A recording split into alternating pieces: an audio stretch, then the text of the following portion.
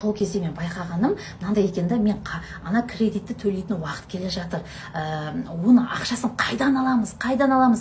Мен сонда мына ой, жаңа ақша жоқ деп ой, соны не істеп тұр да.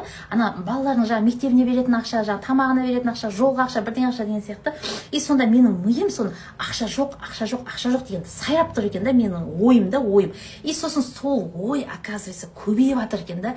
Кәдімгідей бір ақша бір жерден келемін, жоқ болып кетеді, кәдімгідей бір жерге ұшады да кетеді да. И мына жаңағы сол моменттердің бәрін мен прям не істедім, ойдың бәрін, жаңағы моменттердің бәрін тексердім. И келеді жоқ болып кетеді, и кәдімгідей бір су сияқты ағып кетеді да. Обычно нормальный ақша келеді, бірақ жоқ болып кетеді, су сияқты ағып кетеді.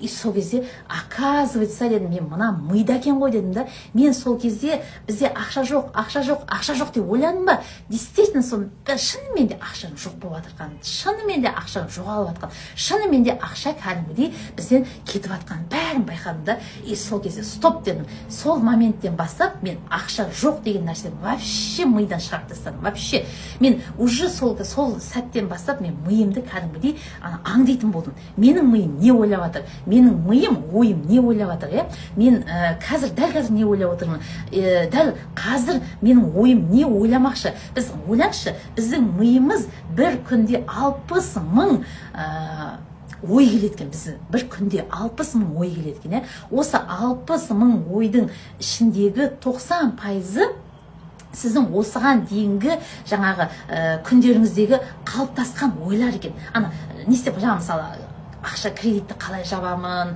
ақшаны қайдан аламын, немесе жаңағы немеде тағы да анаған қалай жеткіземін, баланың тамағына ақшаны қалай беремін, жолға қалай табамын, тағы да не ойлайсыз? Бүгін кешкі асқа не тамақ істеймін, продукты бітіп жатса, продуктың алатын ақшаны қайдан табамын? В общем, сіз осыған дейін не ойладыңыз? Осы ойлардың барлығы келе береді 90% да. Тек 10% новый, жаңадан келген идеялар болады екен да. Бірақ жаңағы 90% ол енді көп қой, 10%, 90%-ның ішінде 10% көрінбейді қалады ғой.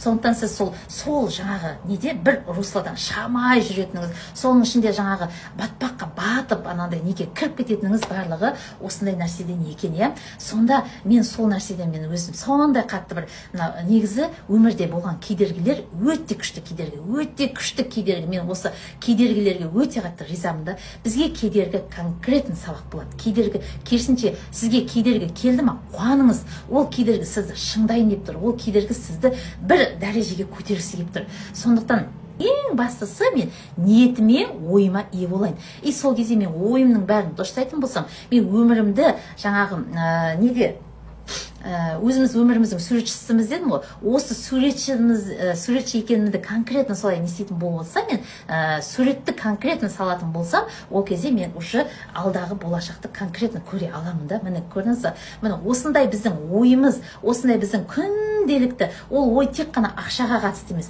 ол ой тек қана қарызға қатысты емес, ол ой барлық жерде қатысты. Мен бір жерден естідім, біздің неміз дейді, Алла тағала біздің 95% ниетімізге, 5% іс-әрекетімізге қарап береді екен біздің сұрағанымызды. Сонда ойлаңыз, бұл жерде 95% ниет не ол? Ниет ол ой. Ой ол шын жүрекпен шығу керек, сол ойда шын жүрегіңізбен қабылдау керек. Сол кезде сіз 95% ойды, жаңағы ниетті, 5% іс-әрекет. Көрдіңіз, 5%, 95% бен 5% енді жер мен көктей ғой, 5% іс-әрекет жасау арқылы сіз 95% ниетіңіз түзу болатын болса, сіз мына өміріңізді дұрыстай аласыз. Сіз мына өміріңізді конкретно бір нәрсеге жасай аласыз. Көрдіңіз бе?